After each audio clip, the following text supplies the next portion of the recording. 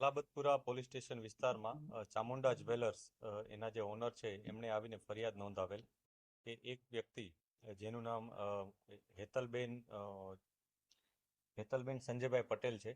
એણે પોતાની ઓળખ ડેપ્યુટી કલેક્ટર તરીકે હોવાની અને પોતે ગાંધીનગરમાં ડેપ્યુટી કલેક્ટર તરીકે નોકરી કરતા હોવાની એમ ઓળખાણ આપી અને 12.5 લાખ રૂપિયાની જ્વેલરી એમની પાસેથી લઈ અને ચેક આપીને ત્યાંથી જતા રહ્યા હતા. અને ત્યારબાદ ચેક બાઉન્સ થતાં તેમને શંકા ગઈ હતી, જે અનુસંધાને તેમણે પોલીસ સ્ટેશનમાં ફરિયાદ નોંધાવી હતી. આ ફરિયાદ અનુસંધાને પોલીસે તત્કાલ ટીમો બનાવી અને ત્યાંથી તેની ધરપકડ કરવા માટે તજવીજ ચાલુ કરેલી હતી. ત્યારબાદ પોલીસને આમાં સફળતા મળતા બે વ્યક્તિઓ હેતલબેન સંજયભાઈ પટેલ અને એમની સાથે લિવિંગમાં રહેતા જીતેન્દ્ર સેમરાજભાઈ પટેલ, જે પોતે મૂળ બનાસકાંઠાના વતની છે, આ બંનેની ધરપકડ કરેલ છે પોલીસે અને તેઓના અન્ય ગુનાઓની પણ તપાસ હાલ ચાલુ છે.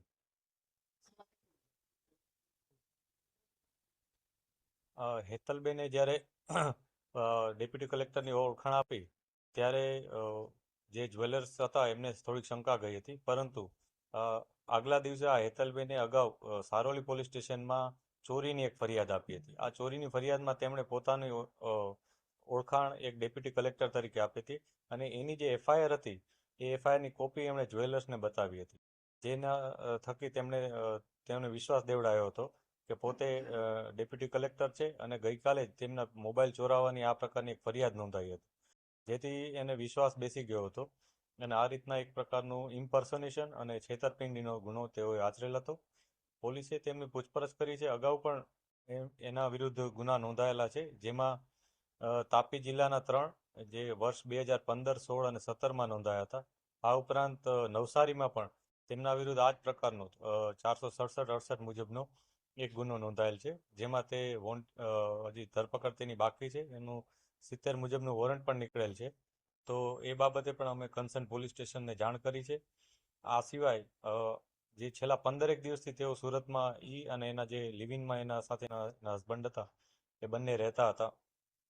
તો 15 દિવસ દરમિયાન અને અન્ય કોઈ પણ જગ્યાએ આવે કોઈ વ્યક્તિએ જો પોતાની ઓળખ આપી અને કોઈ પણ લોકો સાથે કોઈ પણ જાતનો વ્યવહાર કર્યો હોય આર્થિક અને અન્ય કોઈ લાભ લીધો હોય તો તેની જાણ કરવા હું તમામ લોકોને અપીલ કરું છું કે આવી કોઈ પણ વ્યક્તિ આવી હોય આપના ત્યાં અને પોતાની ઓળખાણ નાયબ કલેક્ટર અથવા અન્ય કોઈ હેલ્થ ડિપાર્ટમેન્ટના અધિકારી તરીકે બતાવી હોય અને જેમાં તે પોતે લેડી હોય તો એને ઉપર પોલીસને જાણ કરે, જેથી એના ઉપર કાર્યવાહી થઈ શકે. પોલીસને જે ઇન્ફોર્મેશન હતી નાયબ કલેક્ટર તરીકે પોતાની ઓળખાણ આપેલી હતી એ અને ઉપરાંત જે બાતમીદારો અને ટેકનિકલ ઇન્ફોર્મેશન હોય છે એના આધારે અમે એને પકડી શક્યા. પેલા બનાસકાંઠા બાજુથી એમની ભાળ મેળવી હતી, ત્યારબાદ પૂછપરછ માટે અહીંયા લાવ્યા હતા, અહીંયા કન્ફર્મ કર્યું હતું અને ત્યારબાદ જ એની ધરપકડની કાર્યવાહી કરી. તાપી જિલ્લામાં જે ગુના છે એમાં પણ તેણે પોતે હેલ્થ ડિપાર્ટમેન્ટના એક અધિકારી હોવાનું અને હેલ્થ ડિપાર્ટમેન્ટમાં અન્ય લોકોને નોકરી અપાવવા માટે અને જે પણ કોઈ સ્કીમ હોય એનો લાભ અપાવવા માટે પૈસા મેળવ્યા હતા, રજીસ્ટ્રેશન લોકોના કરાવ્યા હતા અને એ રીતના ગુનાઓ તેણે એમના વિરુદ્ધ નોંધાયેલા છે. હાલ જે ફરિયાદ છે અને અત્યારે જે સલાબતપુરામાં જે બનાવ છે એમાં અમને અત્યાર સુધી કોઈ બોગસ ડોક્યુમેન્ટ એનું મળી આવેલ નથી, પરંતુ અમે તમામ જગ્યાએ તપાસ કરી રહ્યા છીએ કે કોઈ પણ જગ્યાએ એને પોતાનું આઈ કાર્ડ બનાવ્યું હોય અથવા અન્ય કોઈ એ પ્રકારના ડોક્યુમેન્ટ બતાવ્યા હોય કોઈને અને એનો ઉપયોગ કર્યો હોય તો એ મુજબ અમે આગળની કાર્યવાહી કરીશું. અત્યારે પોલીસ એની પણ તપાસ કરી રહેલ છે, કેમ કે એ પોતાનું એડ્યુકેશન અલગ અલગ બતાવતા હોય છે.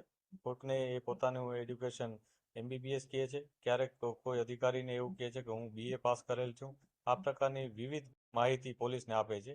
એટલે આ જે આરોપી છે એ અગાઉ પણ આ પ્રકારના ગુના નોંધાયેલા હોવાથી એક પોલીસ પ્રોસિજરથી વાકેફ છે અને થોડુંક ગેરમાર્ગે દોરવા સતત પ્રયાસ કરી રહેલ છે, જેથી પોલીસે પણ ફર્ધર એના પોલીસ કસ્ટડી મળે અને અન્ય કોઈ ગુના કે એની જે એમઓ છે એના વિશે વધુ ઇન્વેસ્ટિગેશન થઈ શકે એના માટે અમે એપ્લાય કરવાના છે.